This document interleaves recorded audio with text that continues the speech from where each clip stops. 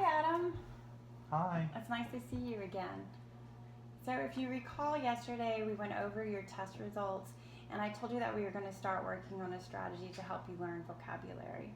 So, before we get started, I just want to go over what it looks like a little bit to be a strategic learner. And so, on the board, I've listed some characteristics. So, basically, who they are, they're active learners, they think about what they're learning, they understand information better, they might learn things easier, they might learn more information, and they remember better what they've studied. And how they do that and what they do is they set goals and work towards them. They ask questions to make sure they're understanding.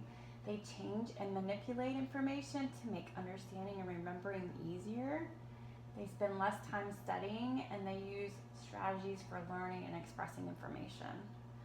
So, hopefully, by learning the next strategy that I'm going to teach you, you're going to take on some of these characteristics. Okay. Okay? So, so what do you think the benefits are to learning a strategy for mastering the meaning of words? It'll probably help me read better, maybe do better in school. Yeah, those are some great answers. So, exactly, I definitely think it would help you with your reading and do better possibly in your other classes and maybe improve your grades a little bit. Um, and then, do you work right now? Yeah. So, do you ever learn new vocabulary when you're at your job? Yeah, sometimes I don't understand them. Oh, so this might help you be able to remember those words a little bit better too. Okay. Okay? So, and when do you think, if you learned a strategy to help you with words, when do you think and where would you be able to maybe use that? I mean, probably at work, maybe in some of my other classes. Yeah, I think that's 100% right. I think that you would definitely be able to, use it in different settings. And what about like when you're reading in your other classes? Sometimes have you ever noticed that you see in bold, the text in bold? Yeah.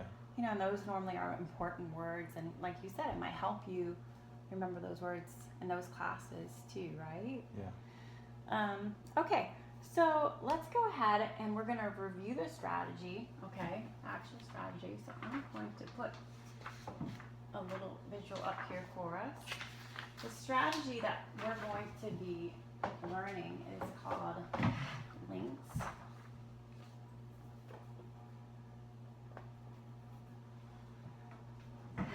And so you can see up here that it's an acronym. L stands for list the parts. I for identifying a reminding word. N, note a linking story. C, create a linking picture. And step 5, S is self-test. Okay? So we're going to go ahead and we're going to describe those a little bit and break them down each part so that you understand them a little bit better, okay? Okay. So I'm going to give you a visual because normally when you use a strategy, you create a study card for yourself. So I want you to go ahead and kind of look and follow along while I talk about the different parts so that you understand, okay? So the step 1 was L for list the parts. And that means that we list the word on the front part of the study card and we list the most important parts of the definition on the back part of the study card. So your study card you would be folding in half and you're going to end up using both parts to the card, okay? Step 2 was I, identifying a reminding word. And that's when you're going to think of a familiar word that sounds like the new word or part of the new word, and then you're going to write it directly under. So right here they have an example. This is a made-up word, and they put chief under for thief, okay? Step 3 was note a linking story. So that means you're going to make up a short story about the meaning of the new word, and you're going to include that with a reminding word, okay? So you're going to write that in the bottom left hand half back of the study card. Do you see where that is?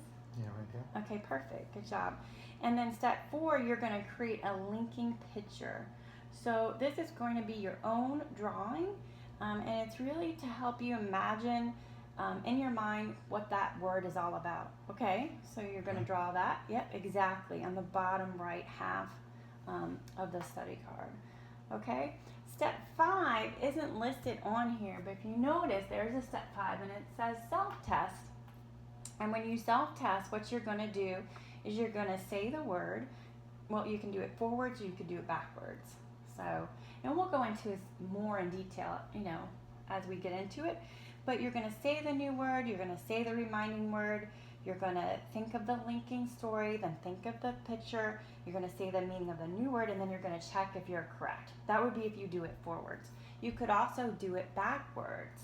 And if you do it backwards, you're going to say the meaning of the new word, you're going to think of the linking picture, then you would think of your linking story, think of the reminding word, say the new word, and then check to see if you're correct. So it would be either, you're going down the list or you're going back up the list. Does that make sense? Yeah. Okay. All right, so I want to show you another visual, and this is just to kind of help you understand the strategy a little bit better.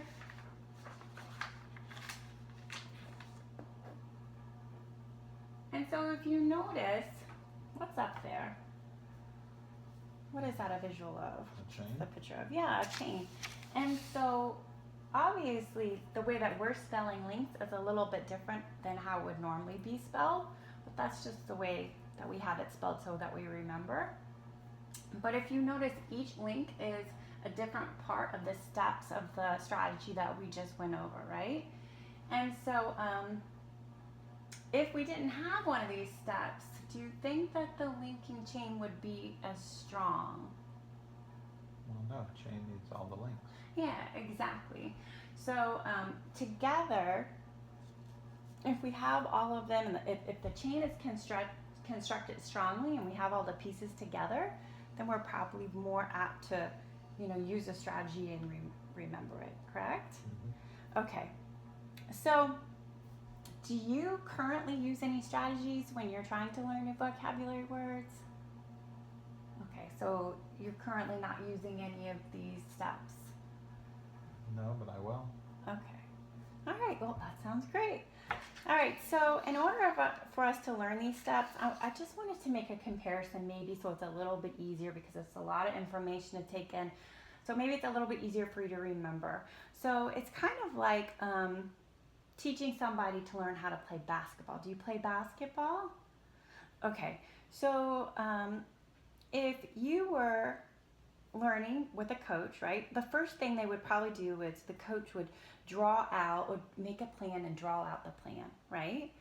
And so the first thing that we're going to do is I'm going to be like the coach, I'm going to draw out the plan and let you know what you're doing.